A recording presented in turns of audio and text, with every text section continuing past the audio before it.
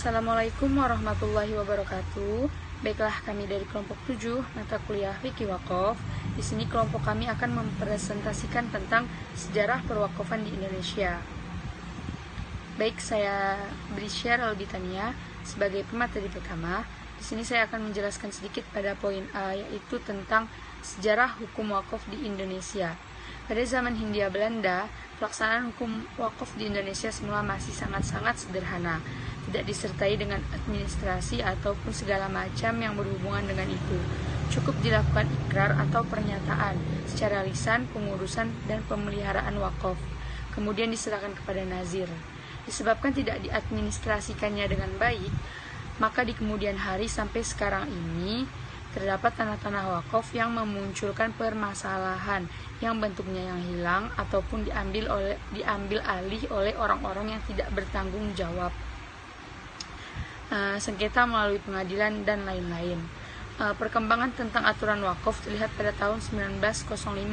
Pada masa pemerintahan Hindia Belanda, tanah wakaf mulai diatur dengan surat edaran yang dikeluarkan Sekretaris Negara pada tanggal 31 Januari tahun 1905 nomor 435 yang isinya memerintahkan kepada para bupati agar membuat daftar rumah ibadah Islam yang dibangun di atas tanah wakaf agar tidak bertentangan dengan kepentingan umum seperti pembuatan jalan dan pembuatan pasar.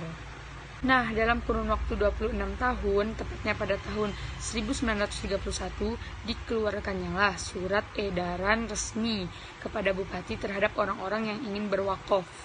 Dan kemudian bupati menilai permintaan izin tersebut dari sudut maksud perwakafannya dan tempat harta yang diwakafkan itu. Pada tanggal 4 Juni tahun 1931, dikeluarkan kembali BS nomor 12573 yang bukan hanya mengatur masjid, melainkan juga secara tegas menyebut bahwa wakaf Bedi Husein Maskin Wakaf BS tersebut menyatakan bahwa tanah yang akan dibangun masjid di atasnya harus terlebih dahulu dimintai izin oleh si wakif dari penguasa, dalam hal ini pemerintah Hindia Belanda. Permintaan izin tersebut dimaksud agar tanah yang dibangun masjid di atasnya tidak terganggu ataupun tergusur untuk pembangunan tata kota.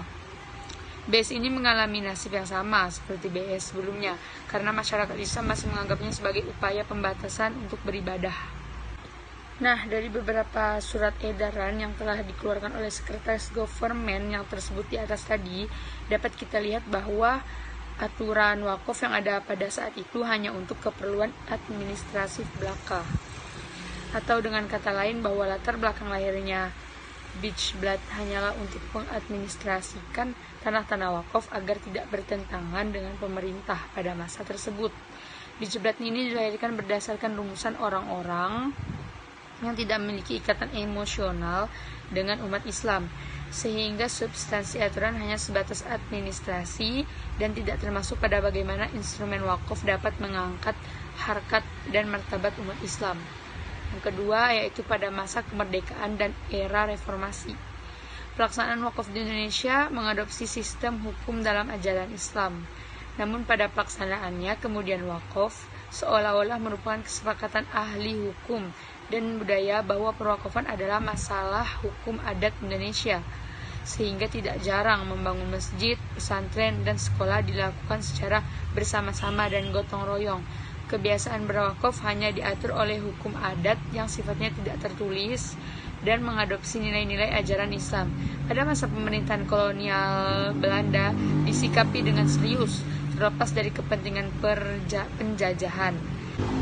Nah, pada masa kemerdekaan, masalah wakaf ini mendapat perhatian lebih dari pemerintah nasional, antara lain melalui Departemen Agama, walaupun sebenarnya undang-undang tentang perwakafan tanah ini lahir 15 tahun setelah Indonesia merdeka. Namun sebelum lahirnya undang-undang perwakafan tanah, pemerintah melalui Departemen Agama melahirkan beberapa petunjuk pelaksanaan wakaf. Yang pertama yaitu petunjuk tentang perwakafan tanah pada tanggal 22 Desember tahun 1953. Yang kedua, petunjuk tentang wakaf yang bukan milik kemasjidan merupakan tugas bagian D, ibadah sosial, Jawatan Urusan Agama berdasarkan Surat Edaran Jawatan Urusan Agama tanggal 8 Oktober tahun 1956 nomor 3 tahun 1956. Yang ketiga yaitu petunjuk tentang prosedur perwakafan tanah berdasarkan Surat Edaran Jawatan Urusan Agama nomor 5/1956. Nah, selanjutnya dasar hukum perwakafan di Indonesia. Dasar hukum wakaf sendiri di Indonesia diatur dalam Undang-Undang Nomor 41 Tahun 2004 tentang wakaf dan sebagian terkadang mengambil dari aturan hukum nasional lainnya seperti peraturan pemerintah PP atau instruksi presiden. Beberapa peraturan yang menaungi wakaf terdapat dalam pasal 70 Undang-Undang Nomor 41 Tahun 2004 bahwa semua peraturan perundang-undangan yang mengatur mengenai perwakafan masih tetap berlaku sepanjang tidak bertentangan dengan ataupun belum diganti dengan peraturan yang baru berdasarkan undang-undang ini. Pengertian wakaf secara institusional pada mulanya definisi wakaf di Indonesia lebih cenderung pada definisi yang dikemukakan oleh Syafiyah, Peraturan Pemerintah Nomor 28 Tahun 1977 tentang perwakafan tanah milik, Pasal 1 yang berbunyi bahwa ayat 1 yang berbunyi bahwa wakaf adalah perbuatan hukum seseorang atau badan hukum yang memisahkan sebagian dari harta kekayaannya yang berupa tanah milik dan melembagakannya untuk selama-lamanya untuk kepentingan peribadatan atau keperluan umum lainnya sesuai dengan ajaran agama Islam. Pada saat ini wakaf diatur dalam suatu undang-undang, yaitu Undang-Undang 41 tahun 2004 tentang wakaf dan diatur lebih terperinci di dalam peraturan pelaksanaannya, yaitu Peraturan Pemerintah Nomor 42 tahun 2006 tentang pelaksanaan Undang-Undang Nomor 41 tahun 2004 tentang Undang-Undang Wakaf.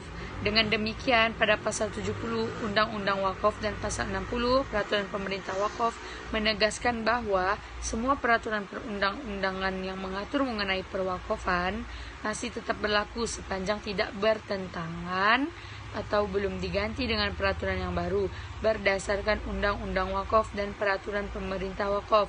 Meskipun Undang-Undang Wakaf sudah diatur secara tersendiri dalam Undang-Undang Wakaf, tetapi ketentuan peraturan perundang-undangan yang terbit sebelum UU Wakaf seperti dalam buku IT Kompilasi Hukum Islam KHI dan PP 28 tahun 1997 tetap berlaku sepanjang tidak bertentangan atau belum diganti dengan peraturan yang baru atau tidak bertentangan dengan Undang-Undang Wakaf dan peraturan pelaksanaannya. Baik, selanjutnya saya serahkan kepada pemateri kedua. Bismillahirrahmanirrahim. Assalamualaikum warahmatullahi wabarakatuh. Perkenalkan, nama saya Adi Junior. Langsung saja di sini saya sebagai pemateri kedua yang akan melanjutkan pemaparan materi dari pemateri pertama yang sebelumnya dibawakan oleh saudara Brisya, di mana saudara Brisya ini membahas mengenai sejarah wakaf di Indonesia dan juga dasar hukum perwakafan di Indonesia. Nah, di sini saya akan melanjutkan mengenai wakaf dalam perundang-undangan Indonesia. Undang-undang wakaf di sini diatur pada Undang-Undang Nomor 1 Tahun 2004 tentang wakaf yang terdiri dari 11 bab dan juga 71 pasal.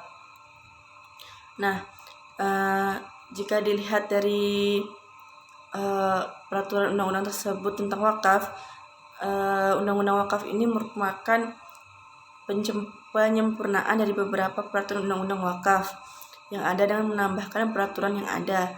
Dan undang-undang ini mempunyai beberapa substansi diantaranya yaitu harta yang diwakafkan.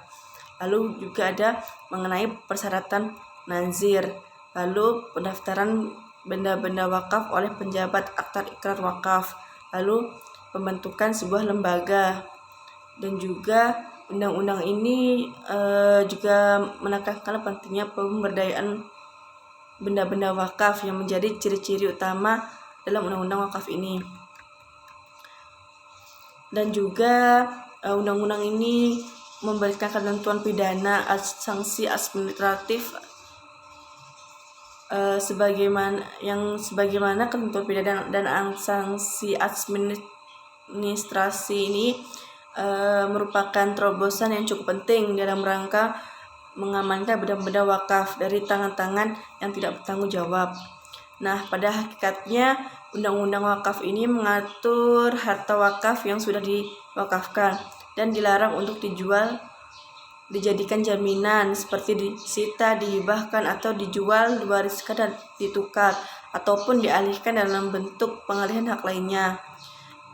Namun mengenai hal ini dapat dikecualikan sesuai dengan penjelasan pada pasal berikutnya, yaitu tentang kepentingan umum sesuai dengan Rencana Umum Tata Ruang atau RTUR berdasarkan ketentuan peraturan perundang-undangan yang berlaku dan tidak bertentangan dengan syariah.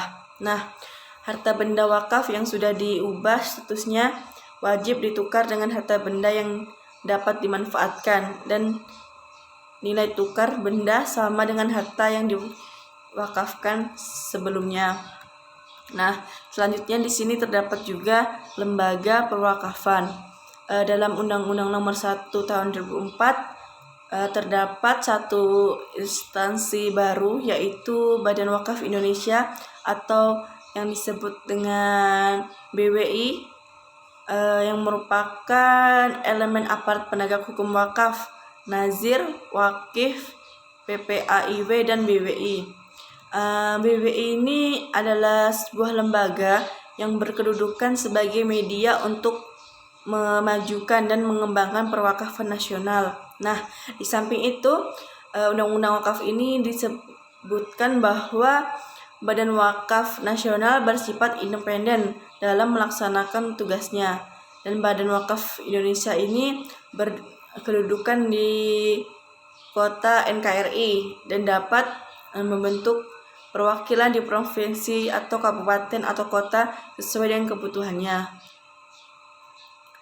Mengenai tugas-tugas Badan Wakaf Indonesia itu tercantum dalam pasal 49 ayat 1 mengenai Undang-Undang Perwakafan.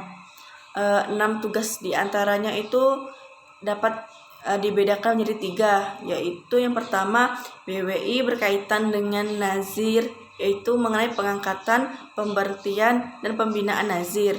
Lalu yang kedua BWI yang berkaitan dengan objek wakaf, yaitu pengelolaan dan pengembangan objek wakaf yang berskala nasional atau internasional, serta pemberian persetujuan atas penukaran harta wakaf.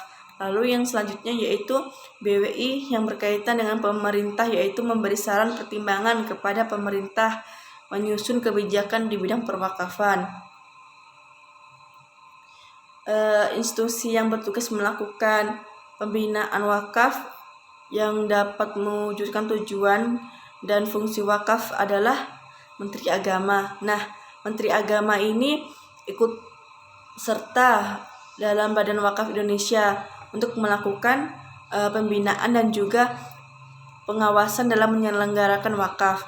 Nah, mungkin itu saja yang dapat saya sampaikan mengenai beberapa poin mengenai perwakafan di Indonesia ini. Selanjutnya akan dipaparkan oleh materi ketiga.